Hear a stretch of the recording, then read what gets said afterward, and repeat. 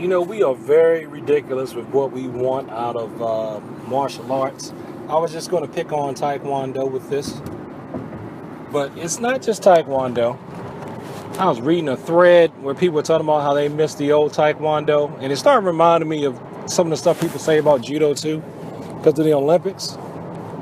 But I'm like, oh, first of all, if you're so unhappy with how the Olympic Committee is doing stuff, then don't participate in the Olympic style for your art.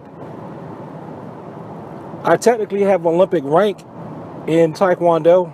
I mean, not as an Olympian. I have rank in the Olympic style for Taekwondo. It was awarded to me. But I don't teach it. I think some of the kicks that I do come from there. But I don't teach that style because I don't completely agree with it. So I don't teach it. If I ever want to have a student compete in there, I'm going to have to abide by their rules, whatever they may be. And it's not like I think the style is all that bad. I just think the average person needs to have really good hand technique too, because most people are not going to have the flexibility to do what people think of as foot tag. They're just not. So they need to have a 50-50 balance between punches and kicks. That's my bias. But another thing, though, if we want to talk about being old school or going back to the old ways or how a lot of people think it should be done, the thing that made us fall in love with Taekwondo, right? Come on, you know we shouldn't be kicking people in the head full force. Didn't that concussion movie that Will Smith was in teach you anything? Or that never occurred to you before the movie, but by that matter? Why we need to be hook kicking people in the head, man? Come on, we don't need to do that in order to learn and show technique. You know what really impressed me, and what has always impressed me, is when people can do like lateral, not lateral, that's the wrong word. 360-degree kicks. When they can do them, especially in the air, and they come right close to you. You know, if they had connected with that thing, they'd have knocked you on your butt. That's what I like to see. That impresses me. I'm like, oh, man. That's just saying, yeah, I could have killed you, but I chose not to. That has always impressed me. Extreme control over the techniques. See, people think, oh, they'll do that in self-defense. Let me tell you something. I trained under extreme control. I never, ever pulled anything when I had to defend myself for real. Never, ever. It didn't happen. I don't want to hear it. The only person who has a testimony like that to me, I believe it is because that person suffered from dyspraxia. And you know what actually cured him of that? Was just hitting some heavy equipment. Just raising the contact of sparring in class. That's all. Doing some moderate contact. So, you know, that is something that's a low probability of happening. And as far as judo goes, I've said this on judo forums. I've said this to other judoka. You know, first of all, the Olympic Committee could have just, if they wanted to ban leg grabs, they could just award a lesser point for leg grabs.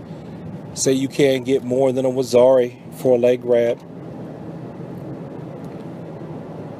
And again, you can not participate in the Olympic style judo.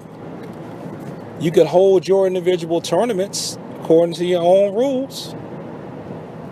But see, everybody wants that big org, security.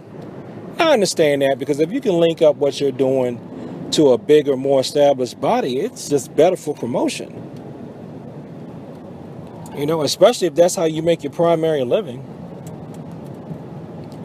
When people come to, I even have to do it to a degree, because when I remember years ago, I said, well, you know, I'm calling what I do Cecil Taekwondo because of blah, blah, blah, right? And they were good. The director and assistant director just sat there. They were like, nah, they weren't, real mean or anything, but they were just like, all right, look, can you just use some names that people recognize? Because look, I'm not typing all that into this, I'm not going to make up this unique barcode just for you here. Nobody's going to know what you're talking about. So what is it? Is it Taekwondo or what? Well, yes, but it's Taekwondo. Just put Taekwondo down. I mean, I can't blame them. You got to meet the public halfway here so they know what in the world, have some idea what they're getting into. And then when they get in there and you say, oh, here's this unique thing, value added or whatever, then they go, oh, okay, well, fine. Then the other class, they were just like, we just want to go even more generic. Let's just call it karate. Because when you tell people, I teach Taekwondo, a lot of times they say, what kind of karate is that? That's that kicking karate, right? Yeah. So what are you going to do?